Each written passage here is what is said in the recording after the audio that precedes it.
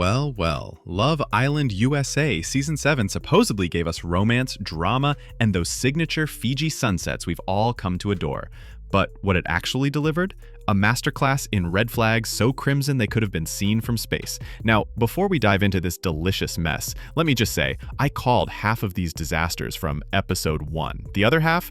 Apparently, even I underestimated how unhinged things could get. And trust me, when someone nicknamed Hurricane Huda is just the beginning of our problems, you know we're in for quite the ride. But here's what nobody talks about. The real tea isn't just in the obvious red flags. It's in the ones that were hiding in plain sight, the ones production probably hoped we wouldn't notice, and the ones that had even the other islanders questioning their life choices. So grab your favorite beverage, get comfortable, and let's get into the 15 most glaring red flags from Love Island USA Season 7. Because allegedly, some of these warning signs were so obvious even a colorblind person could have spotted them. Before we dive into all this chaos, would you do me a quick favor? If you could hit that subscribe button for us if you've liked what you've seen so far, I would greatly appreciate that. Thank you. Now, let's get into this absolute mess. Red flag number 15, TJ's problematic online presence. Let's start with something that should have been caught before anyone stepped foot in that villa. TJ Palma's delightful collection of social media red flags. Hannah Fields mentioned being turned off by his problematic beliefs, and when you dig into his Twitter activity, you start to understand why. I had a conversation with him. The thing about TJ, like when he walked in, we had one conversation, but I can kind of clock when like me and somebody have different, how do I word this? Different opinions on things that I just don't waver on. And I kind of stand on business with that. And I knew there was multiple people that were like that I just did not want to like have those interactions with. Everybody else, all the other guys I was really close with, and I've talked about them, about their connections, and I haven't, like, they just weren't on my radar. Here's a man who apparently thought broadcasting questionable opinions online was a good look. The new Love Island bombshell from last night, TJ follows Andrew Tate on Twitter. This is the red flag of all red flags. Why is the casting team not flagging this? Also, TJ's best friend got on TikTok this morning and said that TJ's type is a submissive brown-haired woman. This is the screenshot that I got before he deleted this video. Submissive is weird language. Is TJ looking to date a dog or an adult woman? Hannah, being the intelligent woman she is, took one look at his belief system and said, absolutely not. Smart girl, honestly. The fact that this wasn't caught during casting really makes you wonder what the vetting process actually involves. Are they just checking if people can spell their own names correctly? Because they certainly weren't doing basic social media research. But wait, because the pattern of poor background checks was just getting started. Red flag number 14. Austin's complete social media package. Speaking of men who should have stayed home, let's discuss Austin Shepard's comprehensive collection of online red flags.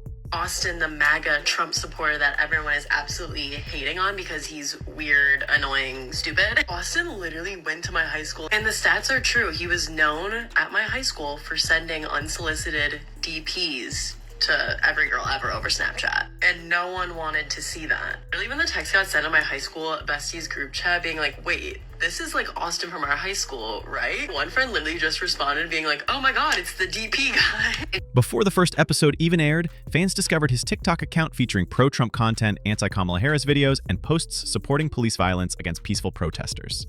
One of his liked videos was titled "Black Man Destroys Black Woman Who Said She's Voting for Kamala Because She's a Black Woman." The backlash was so immediate that Austin deleted his entire TikTok account before the season premiered. But apparently, deleting evidence doesn't make the problem disappear. When confronted about being a racist bigot during an Instagram Q&A after his elimination, Austin's defense was interesting. Attention only one time because this is like crazy. But are you dumb? Like honestly, are you dumb? Like do you not think? I have a black woman tatted on my side. Use your head. Because apparently, tattoos are now get-out-of-accountability free cards. The fact that viewers were doing better research than the actual casting department is honestly embarrassing for everyone involved. Austin's digital footprint was right there for anyone with functioning eyes and a basic internet connection to find. Oh shit. What the fuck? Red flag number 13. Casa Amore free pass mentality. Now, let's talk about the general pattern that infected this entire season. Men treating Casa Amore like it was some sort of consequence-free playground. The entitlement was absolutely staggering. These grown men acted like their main villa connections were just placeholder relationships until something better walked through the door. The sheer audacity of expecting your partner to wait patiently while you explore other options, then getting surprised when they have feelings about it, is truly next-level delusion. Casa Amore isn't a hall pass. It's a test of character, and apparently, several people failed spectacularly. But here's what made it even worse. The complete shock when their original partners weren't thrilled about being treated like backup options. Apparently, basic human emotions were unexpected complications in their grand strategy. Red flag number 12. Nick's mixed sigil marathon with Bella. Nick Van Steenberg really thought he was playing chess while everyone else was playing checkers, but the man was actually just playing with people's emotions. Bella Walker spilled everything after her elimination, and apparently Nick was giving her every indication he might choose her right up until he didn't. According to Bella, this man had her fully convinced he was leaning her way the night he ultimately picked Sierra. The emotional whiplash alone should have come with a warning label. I was the very last conversation that he had before the recoupling, and he told me, Bella, I don't want you worrying. So I went into that recoupling not worrying, but the things that he told me so many times, I was feeling good and confident that it might have been me that night. You know, I had spent my entire time in the villa putting Nick first every single day, and I was hoping and praying that that night maybe he would put me first as well, and he didn't. Making someone believe they're your choice and then publicly humiliating them is textbook manipulation behavior. The fact that Bella had to call him out about being stuck between her and Sierra tells us everything we need to know about his communication skills, or lack thereof. Playing both sides until the very last second isn't strategic, it's cruel. But listen, the manipulation tactics were just getting started. Red flag number 11. The heart rate challenge incident.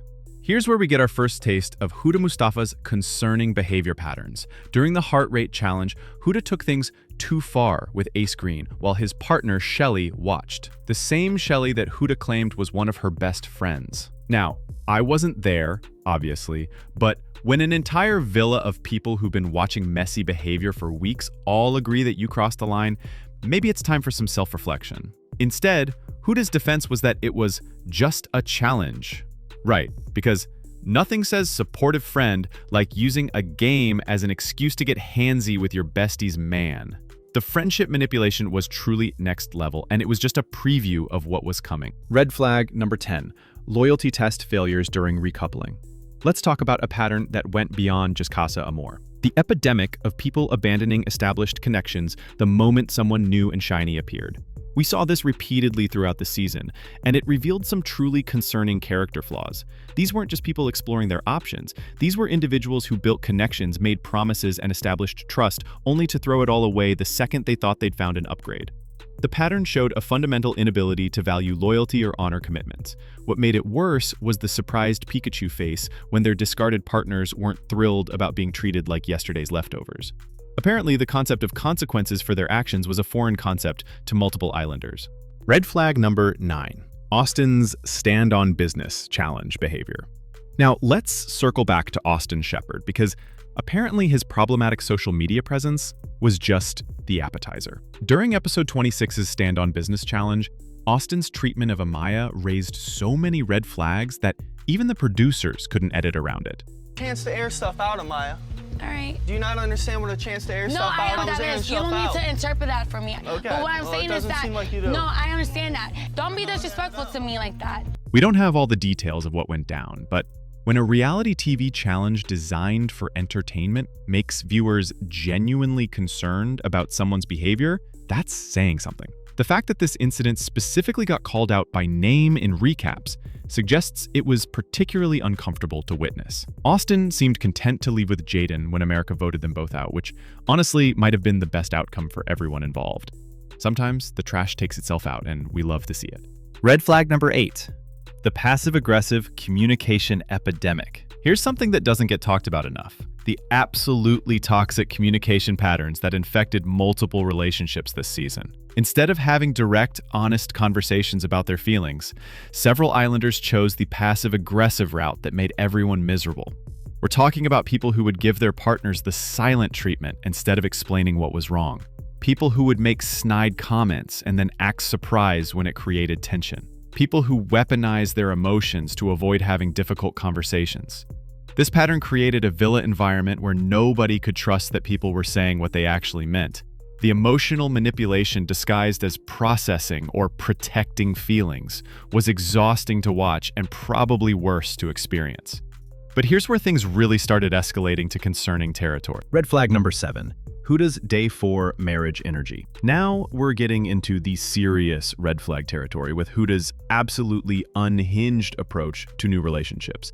This woman coupled up with Jeremiah Brown on night 1 and immediately started acting like they'd been together since the Obama administration. We're talking about someone who was discussing their unbreakable bond and calling themselves mom and dad before they'd even had their first real argument. Day 4. Day full war, and this woman was already talking about emotional maturity and long-term potential like she was reviewing a mortgage application. I don't know, we just talked about family.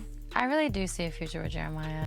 Listen, I've seen people move fast in the villa, but Huda took love at first sight and turned it into planning our joint retirement fund by breakfast. The intensity was genuinely concerning, and it set the stage for everything that came after. Red flag number 6. The location tracking conversation. Oh, but Huda's attachment issues were just getting started. Because she didn't just want commitment, she wanted complete surveillance capabilities. This woman literally asked Jeremiah if he'd share his phone location with her in the real world. Now, I don't know about you, but when someone's talking about tracking your every movement before you've even left the villa together, that's not love. That's preparation for a true crime documentary. Jeremiah, bless his heart, said no. Her response? That she has trust issues. So, obviously he should accommodate her need to monitor his whereabouts 24/7. Listen, we've all got trust issues, but the solution isn't turning your partner into a walking ankle monitor. The solution is therapy, not GPS coordinates. Red flag number 5, the girl's girl hypocrisy. Here's where Huda really started showing her true colors. And spoiler alert, they weren't pretty. This woman spent weeks demanding that every other female in the villa treat Jeremiah like he was radioactive waste. Do you not see like what me and Jeremiah have? Constantly thanking the girls for leaving her man alone during challenges. Bitch, if you don't quit it right now, thank you. She literally called Iris Kendall not a girl's girl for going on a date that America voted for. Apparently, Iris was supposed to politely decline the producer's plans and the audience's decision out of loyalty to someone she'd known for approximately 5 minutes. What? What the? But here's the delicious irony that apparently escaped Huda's notice. The second Jeremiah was out of the picture, she turned into the exact person she'd been villainizing for weeks, pulling him in for chats left and right, including Hannah's man Pepe, right in front of her so-called friend's face. The audacity was truly breathtaking. She expected the other women to operate under a completely different set of rules than the one she was playing by. It's giving main character syndrome with a side of selective amnesia. Red flag number 4, the bathroom breakdown blame game. After America voted to recouple Jeremiah with Iris, Huda had what can only be described as a Category 5 emotional meltdown in the bathroom. We're talking full-volume verbal assault, calling this man everything but his government name. But here's the kicker. When Jeremiah didn't immediately come running to comfort her after she just finished dragging him through the mud at maximum decibel, she had the unmitigated nerve to blame him for not checking on her. Dude did not check on me once during this whole thing. I've trusted this person with so much. That was so genuine. Ma'am, he heard you calling him a fudge-ass beach from 3 rooms away. What exactly did you expect? A sympathy hug and some chamomile tea? The mental gymnastics required to make that make sense should have qualified for the Tokyo Olympics. The manipulation was so obvious, even the other islanders started side-eyeing the whole situation. And when you've lost the sympathy of people who've been watching this unfold in real time, you know you've crossed several lines. But here's where things went from concerning to genuinely problematic. Red flag number 3, the season of racial controversies. Now, let's address the elephant in the room. Love Island USA Season 7 became an absolute masterclass in how not to vet your contestants. We had not one, but multiple cast members removed or facing serious backlash for racist content that somehow slipped past production's supposedly thorough screening process. Less than 2 episodes into Love Island USA's 7th season, social media users called for Yulisa to be dropped from the show after clips resurfaced of her using racial slurs on multiple podcasts while discussing past relationships. You f my nigga perfect, but that's it. Like now I'm f***ing my he's mine. First up was Yulisa Escobar. who got the boot just 2 episodes in after podcast clips surfaced of her repeatedly using the N-word. The woman was literally removed from the villa with zero explanation to viewers initially. Just, Ulisa has left the villa, from narrator Ian Sterling, like she'd vanished into thin air. But the hits kept coming. Later in the season, Sierra Ortega was also removed after old Instagram stories resurfaced showing her using anti-Asian slurs.